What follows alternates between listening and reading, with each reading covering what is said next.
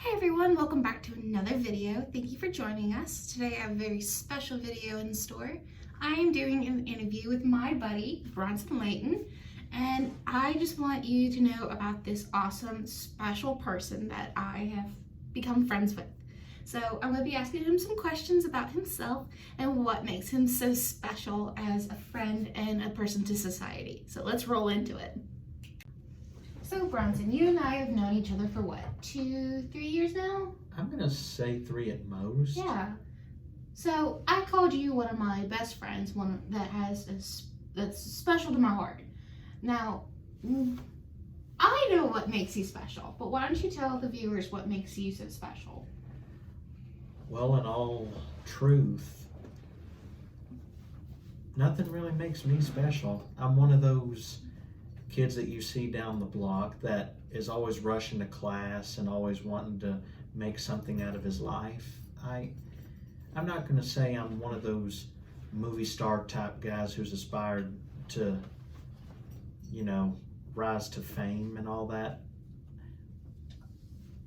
But I think if I were to pick anything, my loyalty to my friends and loved ones, that can contribute to what makes me special, because I don't abandon those I love. When it comes to talent, I will share that I love to write stories. I love to actually dramatize my material. That actually contributes to why I started my YouTube channel, because I wanted to reach out to people who needed a voice, one that can actually give compassion with. I don't know, it's being special comes in a variety of ways. Now, I understand growing up, and even now, you have something called autism. So, what exactly does that entail for you? Like, how would you describe that piece of your life? Autism as part of my life. Well, to begin, I really didn't, even though I didn't know that I had autism for the first half of my life, ever since I did find out about it, I'd say it's been a huge part, actually. It made me discover a lot about myself, how it's affected a lot of other people. It's some kind of a phenomenon that is going on in the world today that you really feel like you could be a part of. Mm-hmm. Like any other phenomenon, if you were to look at it as something positive rather than any negativity that you could think of, that really clenches into how you approach it. Autism to me has, at first, it affected my confidence in a negative way, but the more I learned about it and the more I had overcome it, the more I accepted that it was a part of me, and until the day I die, it always will be a part of me. It's not an excuse, it's not a burden, it's a fact, and that fact, it doesn't define what I am or who I am. I define who I am. And I think you saw me make a Facebook post about that a while ago. Yeah, I did. And you mentioned that you didn't know until a certain point in time in your life that you had autism. When was that exactly? Well, I was 15 when I found out on my own. Technically, I was diagnosed with autism when I was 2. Mm-hmm. But it was hidden from me for the next decade, because my parents, God bless their souls, they seem to have wanted you just to live a normal life, like nothing was wrong with you, I guess. They didn't want it to affect my way of thinking about who I am. Like if I feel like a freak, or if I wanted to separate myself from people, they didn't think about how I would handle it. But I can understand that. Mm-hmm. I mean, how would I feel if if my future child was diagnosed with some kind of neurological disorder, how would he or she take it? I don't want to reveal that until I was sure that they were ready. But in my case, I came home one afternoon trying to clean up the house, and I came across a filing cabinet,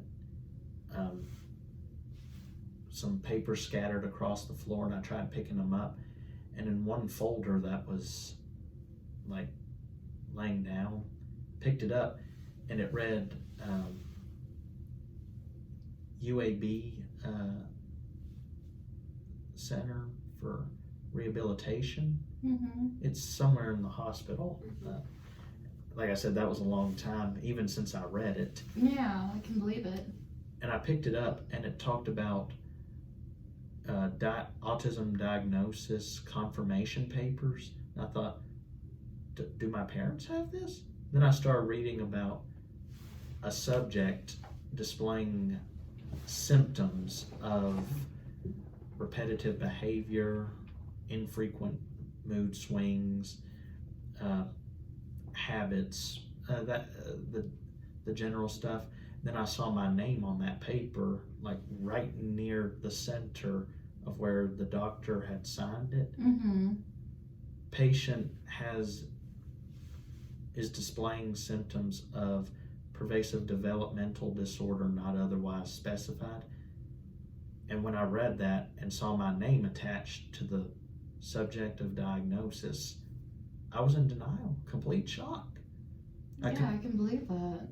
I confronted my parents that evening saying, "What is this?" And they were like, "Oh my goodness." And then they explained to me about what happened when I was 2. Okay, so your parents found out when you were rather little, and then you spent so long with them trying to make sure you had a good life until you found it. So I bet that was like a whole game changer. What was it like going to school after you found that out? Well, like I said, I was 15 when I found out. At that time, you can tell that a teenager can still be impressionable or kind of rebellious. Oh yeah. After finding out something like that. But I've been told throughout my life that when it comes to big life-changing situations, that I can approach things maturely. I didn't let it affect my school life. I still stuck to what I did best. Well, that's always good. I stuck to my guns, as people always say.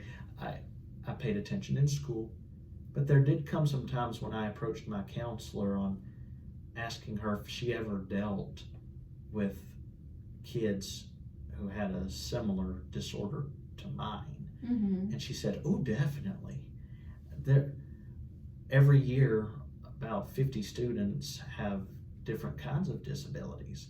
Not only autism, there's hard of hearing, there's deafness, blindness, intellectual disorders, et cetera, et cetera." Oh yeah. And it's not their fault.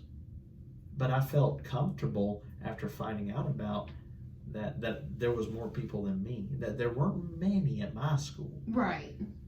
But knowing I wasn't the only one made me feel better, because I don't know, I kind of developed that kind of connection the way my Broniacs feel towards me when I provide them a voice. Oh yeah, absolutely. So do you think people see you differently or the same now that you have experienced knowing you have autism? Well, ever since I started college, a lot of people have gotten to know me, and then after a while longer, after they found out about my channel, they asked me, "Bronson, you're autistic?" And I'm like, "Oh yeah, you didn't know about that?" And people always tell me, "No, I can't ever tell. You seem so well, I'm not going to say normal because nobody is normal. It's just a setting on a washing machine. Yeah, exactly. Everyone's unique. Unique is what is part of being a human being. So you can tell that like people don't really see you differently now that they know. Well, I have revealed to several people that I have autism around here. I don't think it's changed their perspective of me.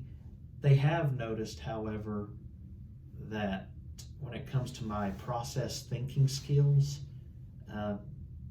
it kind of indirectly sent them signs that I function differently than other people. Okay.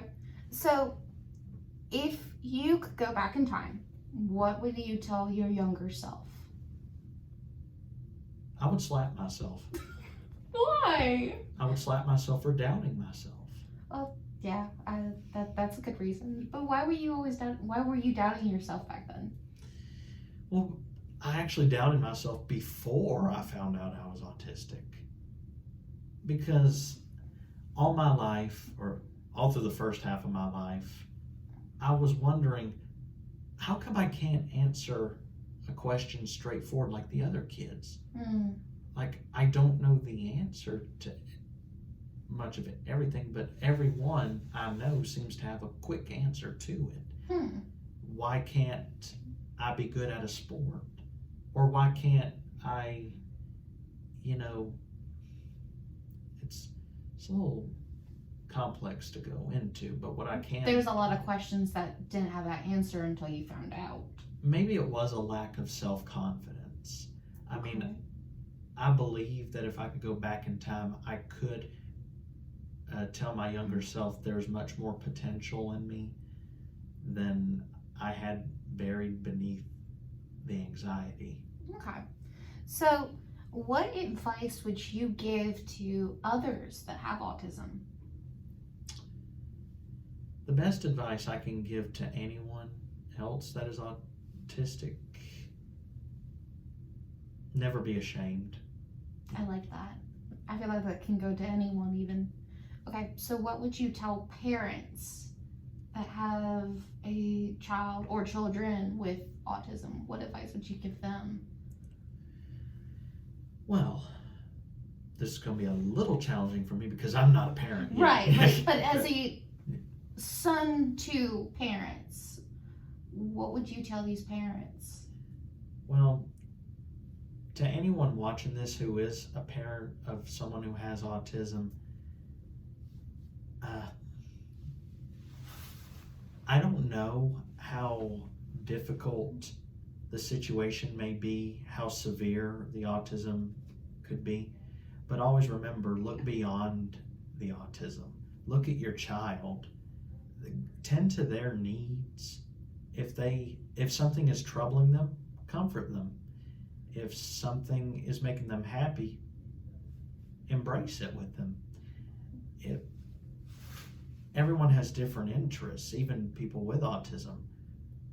Even though that behavior could be repetitive, become a habit, it's still what makes us comfortable. And one way or another, they love you back. And all you really need is to look at the person and not the diagnosis. People with autism, even the kids, they look at people like the stars above them because they're an inspiration to them. I think that's very well said. Yeah, I couldn't have said it better myself. So you have taken a big leap in your life and you started a YouTube channel called Bronze Over Brains. Bing! What has that been like? Well, I am thrilled that you asked because in a month and a half, it will be 1 whole year since I started the channel. I know, which is absolutely amazing. When I started the channel, Katie, I didn't know what I was doing. I don't know what territory I was going in. One day I wrote a poem for creative writing last spring, and then I thought to myself, if I can make a room full of fellow writers clap by reading about a poem about autism, why don't I apply that to the screen? I give my contribution to my life and show what I'm capable of. It was awkward at first. For an 18-minute video of me just talking about myself, I understand that could have been boring, but the more it went on, the more awkward it got, but the better it got. Mm-hmm. I hope I'm not boasting, but at this point, I thought I'd let you and Sarah both know that we have reached over 300 subscribers. That is awesome. Thank you. Congratulations. That's more than I have Instagram followers. Yeah, Sarah cosplays here as well. She's just in the background. Manning the camera. She's our techno wizard today. So ever since we started last April, we've had a good deal of success for a start. And once again, Broniacs, I would like to apologize for the last couple of weeks I wasn't around. Same cadets, I have been inactive. I haven't posted in a year. We're at a point in this semester where we're dealing with midterms. Oh yeah, and all sorts of other stuff. But thank you so much for taking your time out of your busy day to come and sit and talk with me about you and autism. And I think you're going to be an inspiration to everyone that watches this and everyone that has questions. Please write them in the comments or find a way to contact us. You have an Instagram. It's The Savage 121. Yep. Yeah. So look for him. Go check out his channel, which is again Brons over Brains. And so I look forward to seeing what you do in the future. I appreciate you asking me to come to this interview. And as for you, Broniacs, I will see you next week for a new vlog. It's going to be super terrific. And until then, stay brawny. See ya, cadets.